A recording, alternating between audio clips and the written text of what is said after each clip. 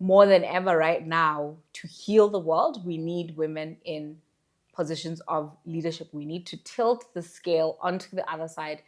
And it's not because, women have been suppressed for so long. It's a need for the world.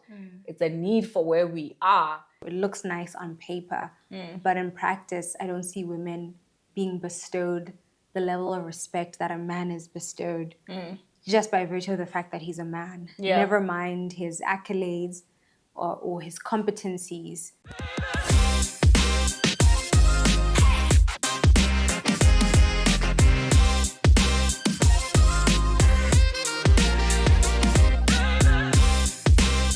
The sapiosexual platter. On paper, it looks good to have women in leadership, doesn't it? To say parliament consists of 50% of women, to say that CEOs are now women, it's amazing, right? But what is the reality on the ground for women who are in leadership? Are they respected? Do they find it easy to be leaders? On today's episode of the Sapiosexual Platter, we will be talking about women in leadership, the positives and the negatives. My name is Shatani Somalakai. And I am Belse Avo Ame. And this is The Sapiosexual Platter. Mumandla.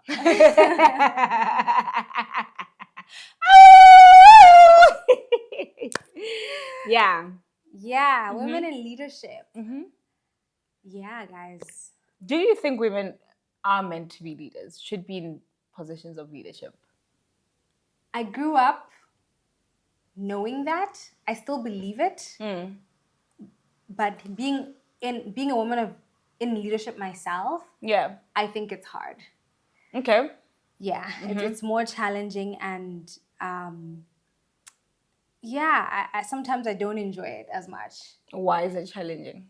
Simply because I think that I sometimes sense and feel the patriarchy. Yeah. But not just from men, sometimes even not from men, but even from women. Yeah. You know, who find it difficult, and I don't blame them. But I don't think that society has yet caught up with the idea.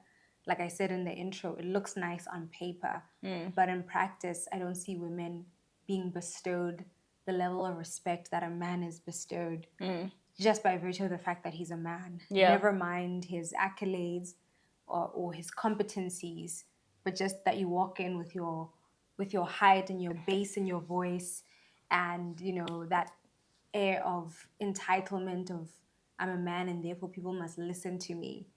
I think that with a woman you have to work 10 times harder to be respected, you know, and sometimes I think it's challenging. I love it still. Yeah. But I can see why it's challenging. Yeah. There's a lot of challenges when it comes to women in power. I think in my industry, that's what I've observed, that it's very hard to, convince men to work under you. You mean in the production? In the production. Because you're in the mini industry. Yeah. In the production industry. In the production industry, I've realized that when I sort of like had a campaign, I sort of have to like just appease the man. The male ego.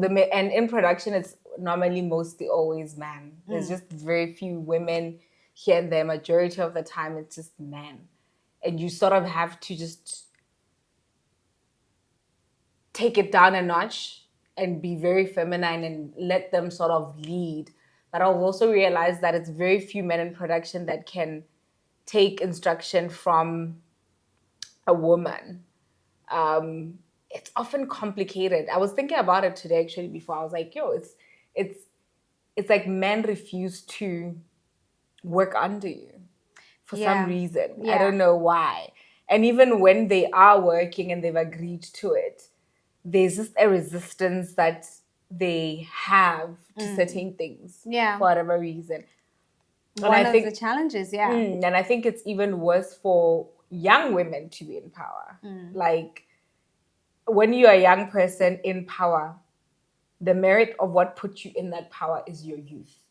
So it's like the youngest to so ever do it. It's the youngest and then when it's an elderly person, it's like, oh my God, this person, this is what they've achieved and this is what they're great at. Yeah. And when it's you're young, you're a woman, you're in power.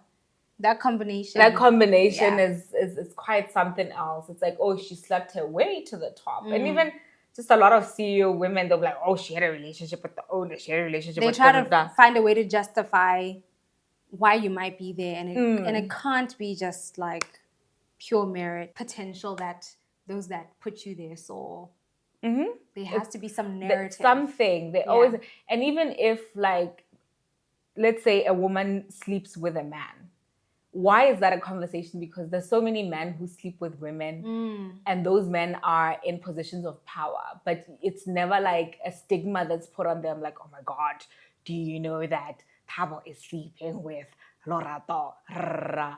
Let it be the reverse as the woman. There will be an avalanche of comments, narratives, stories, gossip. Oh, she sleeps around. Oh, she slept her way to the top. Like, and it's just like, but men sleep around worse than women do, but you never hear the conversation. Somebody trying to degrade the man like that. Or tying it to their position. People separate it quite nicely when it comes to men. It's like, that's his job, that's his personal life. Yeah. You can't do that. As women, the two are somehow integrated. There can't be any separation. Yeah. So yeah, that's definitely one of the challenges. And then I wanted to talk about your point about like men not taking instruction. And you know what? Part of me is like, maybe the flaw in leadership when it comes to women, or it's not the flaw, but maybe where I have grace is obviously a lot of the way that we've been taught leadership is the masculine style. And men also have their own way of speaking to each other. That I think women, when you speak to a man like that, be he young or old, there's a reaction. And maybe sometimes we're thinking it's because I'm in a position of leadership and therefore he doesn't want to take instruction. But maybe it's the fact that the tone isn't a tone that inspires action. Because men, I've noticed, do take into account ego and some don't, but most of the time I think they have like a bro code about how they speak to each other. And though maybe the reason he's listening is not because that man is the CEO, but it's because the way that the CEO conveys the instruction is in a way that he can then happily execute it. Yeah. Yeah. No, that's a fair point. That's a very valid point. I guess it also just takes us to then how should women in power be? I don't know. You're a woman in power. You're a woman in leadership. I'm learning as I go. Yeah. I'm learning as I go because like I said, my initial idea of what being in leadership meant was just reading the John Maxwell's, the 48 Laws of Power, Nice Girls Don't Get the Corner Office, different authors and different thought leaders on the ideas of leadership. And obviously that has evolved over time, where now we talked about it in our previous, one of our episodes about like femininity and the place of, femininity in the world. And women as well, embracing their femininity, because I guess even those that became CEOs or leaders were trying to completely just copy and paste. I think there's been movies as well. Yeah. Think Like a Man. Yeah, and I think Act Like a Lady. Act Like a Lady thing. Yeah, some movies as well where you've seen how when a woman takes on the alpha role, how it's not received by her partner and other people in society. Yeah. They're considered to be overbearing, like the lady in The Devil Wears Prada, for example. So they're considered to be a B. Yeah. So a female dog. And so so then you would watch that and then you think, growing up, you're thinking, okay, but I want the position. And if that's what I need to be in order to get that, I guess that's the reality. Yeah. And then now it's like, okay, but you can actually be a leader, but be feminine, and you can be nice, and the organization is effective. And now there's statistics coming out now where they say like companies that are led by women, whether it's like CEO or chair, Yeah. perform much better, and not because the women are behaving like men, but women are actually taking on their nurturing or feminine qualities into the leadership positions, and that's what makes those companies 10 times more likely to succeed than companies that are run by men. Yeah. So they'll say things like whereas women are risk averse, men are, because of Safety. testosterone. Yeah, women are more likely to be cautious in making decisions. They think about the long term sustainability. They want to make sure everybody is taken care of. Whereas men are like, okay, fine, let's take that risk. If this means it will take our company from 1 million to 1 billion, you're going to take a risk, and that might mean you lose the entire 1 million. But a man might rather take that risk. Whereas a woman would say, let's take it step by step so that we keep everybody. We may not get to 1 billion, but we'll get to 500 million. So it's just drawing the distinctions between the way men and women think and how it's more beneficial sometimes to have a woman in leadership, but a woman in leadership possessing feminine traits. Yeah, I think it's very important to evolve the leadership style that has been in the world. And I think that's the theme of this month, Women's Month. For me, when I look at women in places of power, I think I agree with you to say they need to lean in to femininity and use that as a tool to evolve and to create productivity in the organization. When I just look at human nature and the evolution of how in the last years we've been trying to understand physicality, we've been trying to understand the human body, the evolution of the human body. People were trying to understand the brain, the heart, the different organs. And then now that we've grasped some understanding in relation to the human body and we're still trying to understand it, we have moved from a deep focus on the evolution of the physicality to the world evolving to now the evolution of the emotional body, from the physical body to now the evolution of the emotional body. And we're in an era where we're now dissecting emotions, personalities, character, so that we have better understanding of the hardware, which is our body, and the software, which is our emotional, psychological life. Now, when the world was deeply in physicality and trying to understand physicality, it was a men's world, simply because men are the ones who are more physically stronger, survival of the fittest. They are the fitter of the bunch in terms of physical strength. And then we evolve, and getting into an era of understanding emotions, building the emotional body. Who knows about the emotional body and the emotions and the psychology if it's not women? We spend hours dissecting things. I mean, we're women, we're sitting here, we're dissecting, we're talking. Outside of doing it in front of the camera, we're doing it for 5 hours, 10 hours, talking, understanding ourselves more. So you find that now we're in an emotional era, and the people that are deeply advanced emotionally are women. So now that we're in an emotional era and we need people that understand personalities, emotions in different places, whether it's the family structure, whether it's the work life, we can't run away from it. We are in it. We're in the thick of it. Then for me, it's like the world really has to open itself up to that. In this time, the world needs nurturing. And I've said it in the previous video about the divine feminine, and just saying more than ever right now, to heal the world, we need women in positions of leadership. We need to tilt the scale onto the other side. And it's not because, women have been suppressed for so long. It's a need for the world. It's a need for where we are. And I think organizations will definitely be led better with women in power in this era. Maybe 50 years, 100 years from now, then we need men to come in and dominate as they've been in the last years.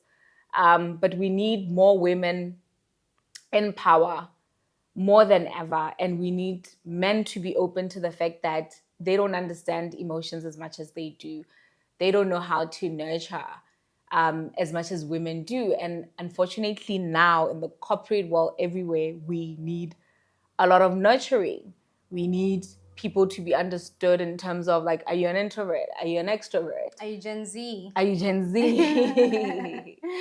What's going on? What complexities are you facing? What challenges are you facing? Because it's no longer as easy as for the generation of our parents, where it was like you go to school, after school, you find a job waiting for you, and then you navigate it knowing that you're just focused on get the job, build a family. Now with social media, there are just so many variables. The world has evolved to a place of just deep connectivity, deep intensity, where we're just constantly eating the digital world. So our psychology and emotions are evolved at a different place. People are being influenced mentally by different things.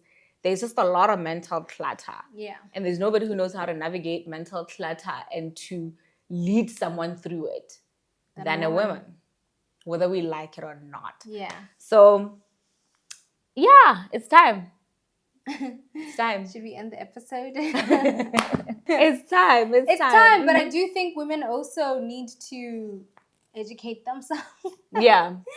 Because like I said, the Deeply, because like I said, subconsciously our idea of leadership is very masculine. So even the idea of what it means to be a leader and still also knowing how to draw the distinction between your corporate voice, your political voice if you're a woman in leadership in politics, your voice in the church or whatever spiritual organization if you're a leader in that capacity, and then that in terms of if you're a mother, a wife, a girlfriend, because those are different. And speaking of that, anyway. actually, why is it that statistically a lot of women who reach a certain level of power are often single?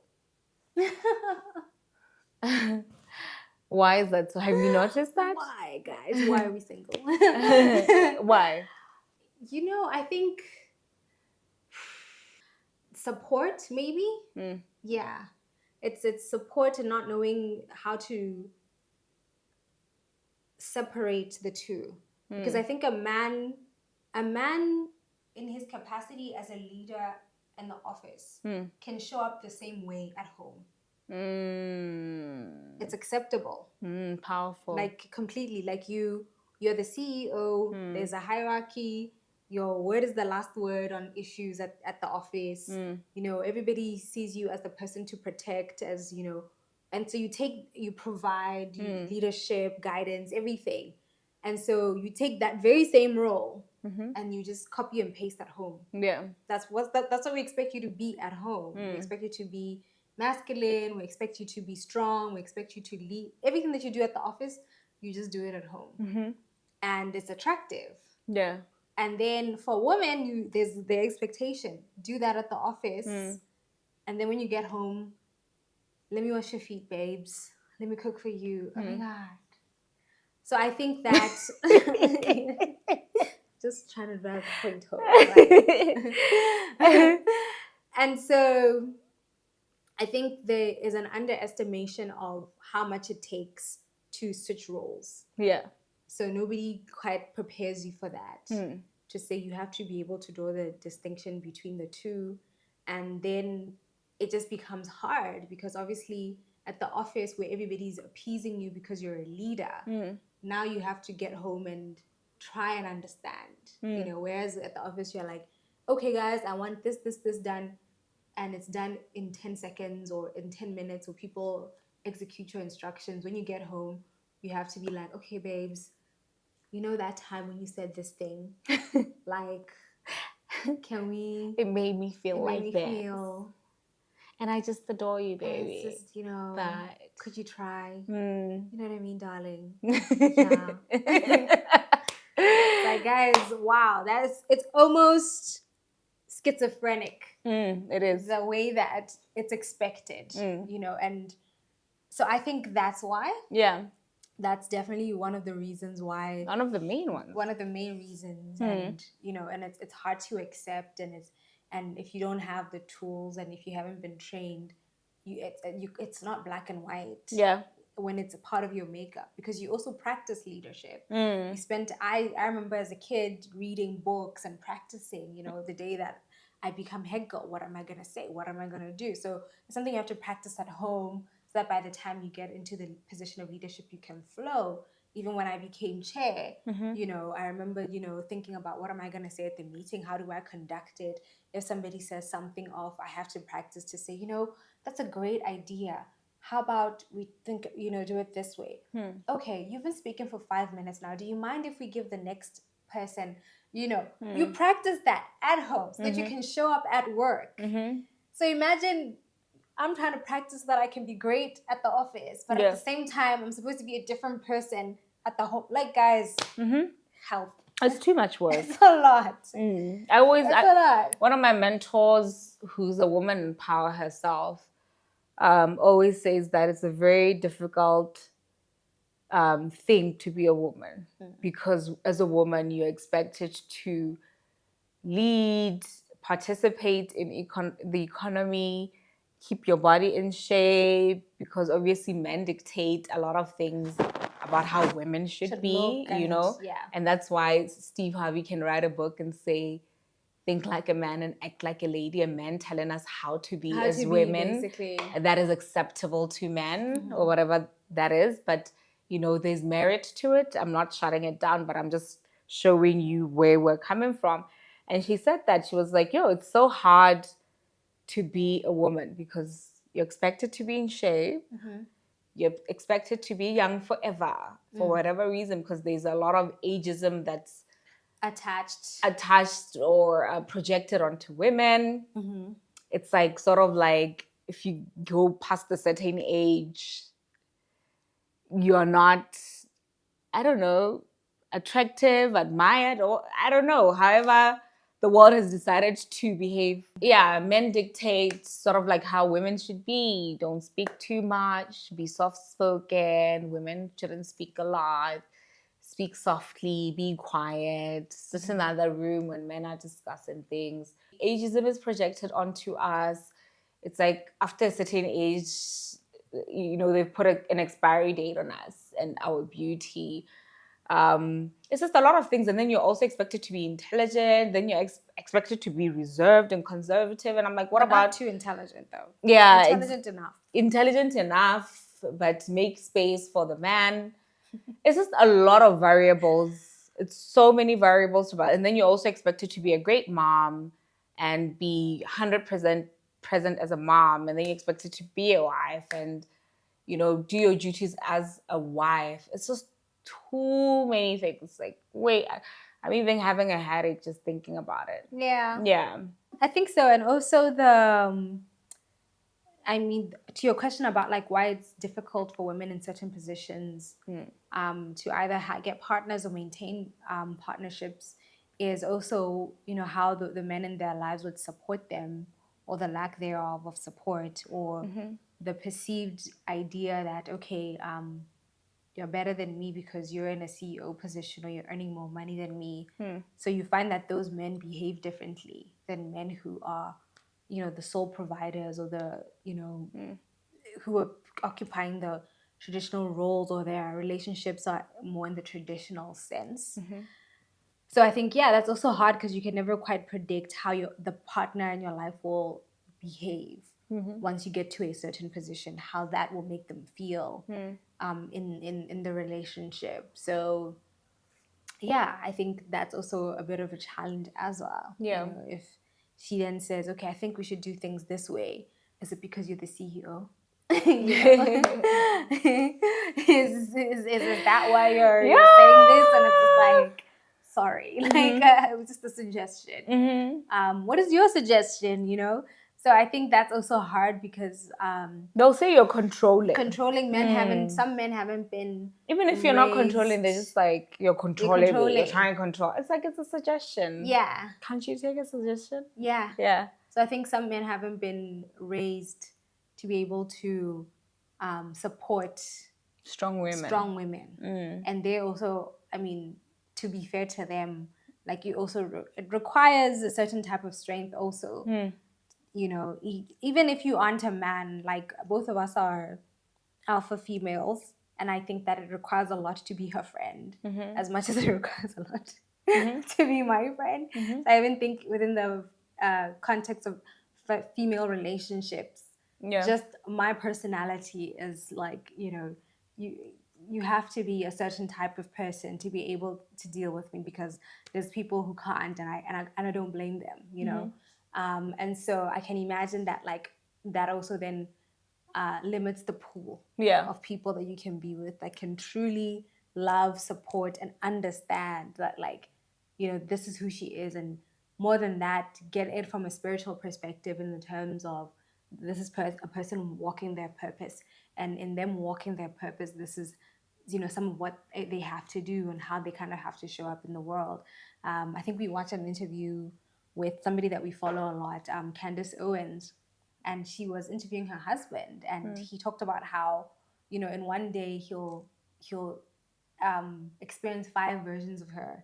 The journalist aspect of her, the spiritual aspect of her, the mother side of her, you know, all different sides, and just making space for who she is. And if you know Candace Owens, she's online all the time, blasting everybody. Like, and I remember the first time I watched her, I was like, is she married? I mean, who is she married to? And I was like, whoa, this is wild. But yeah, it takes, you know, somebody like that to be able to carry that. Like George Farmer. Is it George Farmer? Like a George Farmer, to be able to carry that container and recognize that by supporting her, you're actually supporting the family. Because I'd imagine that her podcast and the things that she does actually does, you know, benefit the family in a very, you know, like really benefits the family. So you know, like I'm deeply thinking, I'm reflecting back on our experiences, because you're talking about how we are alphas and how even in leading men it's hard for us. But what I found interesting is not just leading men, but leading other women. As a woman in power. And when you're young, leading other young people or age mates or people older than you is so complex, because what happens is people come in and they respect that, oh my God, it's Belsav, you've been strategic, you've been hardworking, you've been running your business for a decade now. Oh, it's Shatangi, someone like that, you know, one of the leading lawyers in Botswana, she has her own firm. You engage with us at a distance on social media and you admire and you see the work that's being put in. And then if we invite you into our personal space to say, oh, come in as an editor of the Sapiosexual Platter, come in as a writer, script writer, whatever, a researcher. And then the moment you come in, or come in as a personal trainer, because we've had it with personal trainers. Come in as a personal trainer. You come in our life and you're like, oh, these girls are living like this. They're doing this. And then you're like, oh, how old are you? Oh, you're my age mate. You're 1 year younger than me. Then it starts to, that respect that you put because you knew that this is a person of a certain intelligence, they're a leader, they're in power. Then you now move from that person you respected. And because now we're taking down the curtains for you because you're working with us, you now start to think, but they're so young. But then they did this. And then that element of competition comes into play and you see it happening. And I think with even other women, it starts that way. It'll be like, oh my God, it's Belsav. It starts from a point of admiration. And then it's like now, what is it? What's that saying? Something breeds complacency.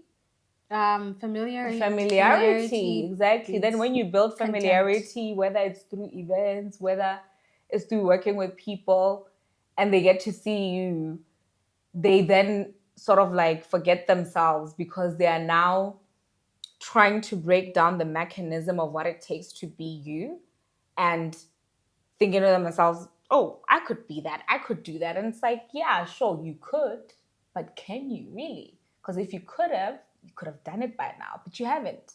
And that's okay, but just tread just lightly. apply respect where respect must be applied. Exactly. I definitely am a huge fan and a big believer in respect and hierarchies. yeah, Understand structure. structure. Whether you like it or not, certain people are in specific positions and you bestow the respect on that position. And for me, it's respecting the manifestation. I like to say that, where even if I can't understand or comprehend, I just respect that man. I don't know what you're doing, whether you're praying to the gods, whether you tika di taula, or I don't know, but I respect that you did it and you're there, and I'm gonna respect you, and for me the boundaries are set, and I will never cross the boundary, regardless of whether you're younger than me, regardless of what anybody says. And for me, it's like that. Even with her, there's many things that she's taught me where like I was just like, I'm a student. Teach me. I don't know anything about this, and I'm gonna listen to everything you say. The first time when we did employment power, she didn't do her homework. I did. I just didn't. I didn't realize how much work it took, and what it actually took. I'm defending myself from your attack because I know you're about to say something. Like, guys.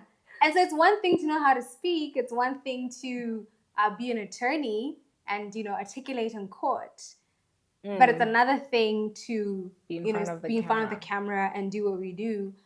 This takes years of practice. What we're able to do now. And so the first time, an attempt at like shooting something for a show that we were doing, Employment Power.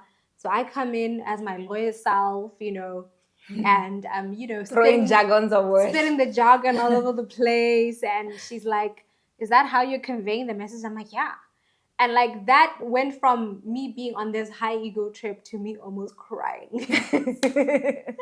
I had it. I was up to here, and it was like, but you engage this person, you ask them to assist you, and you're not showing up. And so even my ego was like, but I'm Shatani and I speak and I'm an attorney, and how dare you tell me this is how I ought to articulate myself? That was what was happening in my mind.